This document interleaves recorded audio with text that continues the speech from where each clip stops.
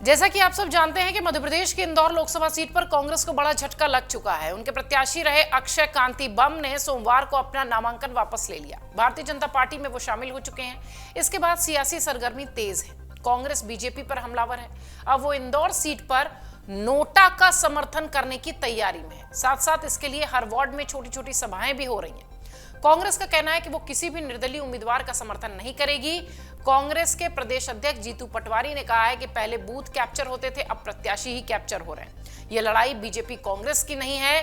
कांग्रेस अब चुनाव नहीं लड़ रही है, उसका चुनाव चिन्ह ही निकल गया है, लेकिन ये लड़ाई अब न्याय की है, इंदौर की राजनीतिक अस्मिता की है। चुनाव का बहिष्कार हम नहीं करेंगे, लेकिन हमारे पास नोटा का विकल्प तो है।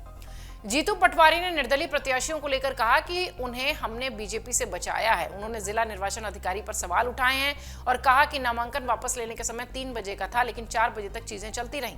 कांग्रेस किसी को समर्थन नहीं देगी। बीजेपी लगातार लोकतंत्र की हत्या किए जा रही है, लेकिन यह स्थिति है कि किसी को चुनाव भी नहीं लड़ने दिया जा रहा है। सत्ता है तो अपनी मनमानी चल रही है। अब कांग्रेस का दायित्व बन चुका है कि बीजेपी को सबक सिखाए। इंदौर में कांग्रेस के प्रत्याशी के नामांकन वापस लेने को लेकर मध्य प्रदेश के मंत्री और बीजेपी के नेता कैलाश विजयवर्गीय ने इस बात की जानकारी दी थी। उन्होंने ट्वीट करके कहा था कि इंदौर से कांग्रेस के लोकसभा उम्मीदवार अक्षय कांति बम का प्रधानमंत्री नरेंद्र मोदी, पार्टी के राष्ट्रीय अध्यक्ष जेपी नड्डा, मुख्यमंत्री मोहन यादव और प्रदेश अध्यक्ष वीडी शर्मा के नेतृत्व में बीजेपी में स्वागत है।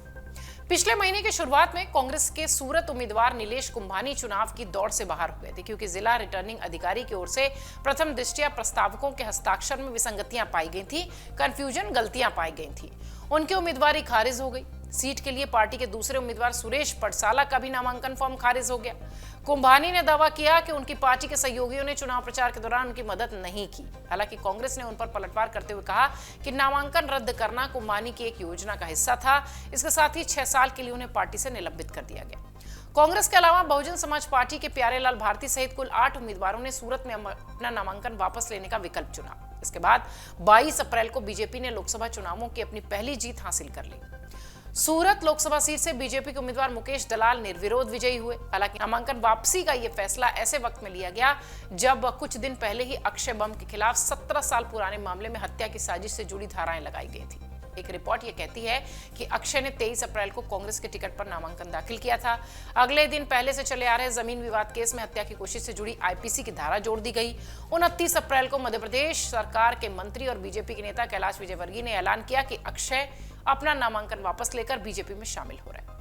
इंदौर की जिला अदालत ने अक्षय और उनके पिता को 10 मई को सुनवाई के दौरान पेश होने के लिए कहा है। मध्य प्रदेश कांग्रेस के अध्यक्ष जीतू पटवारी ने कहा कि मां अहिल्या की नगरी इंदौर शहर को अपनी सभ्यता, अपने संस्कार और स्वच्छता के लिए देश में जाना जाता है, लेकिन बीजेपी के रचे लोकतंत्र की हत्या के षड्यंत्र ने इस दूषित राजनीति के रूप में इस शहर को शर्मिंदा किया है।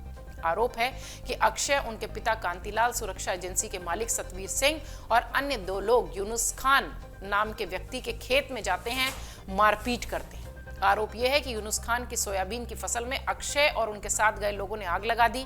2007 में यूनुस खान ने पुलिस को दर्ज बयान में आरोप लगाया कि कांतिलाल ने उन पर गोली चलवाई थी।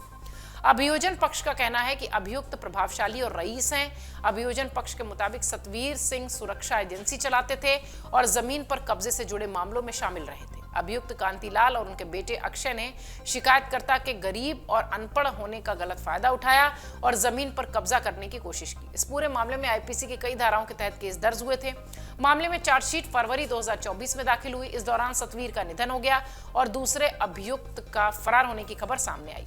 अब इन सब के बीच कहा यह जा रहा है कि कांग्रेस इंदौर में बिना किसी उम्मीदवार का नाम आगे किए अपने चुनाव प्रचार को इस तरह से आगे बढ़ाएगी, यानी नोटा के जरिए आगे बढ़ाएगी। अगर आप ये वीडियो YouTube पर देख रहे हैं तो हमारे चैनल को सब्सक्राइब करें और बेल आइकन को दबाना ना भूलें। अगर आप Facebook पर ये वीडियो देख रहे हैं तो हमारे पेज को लाइक करें।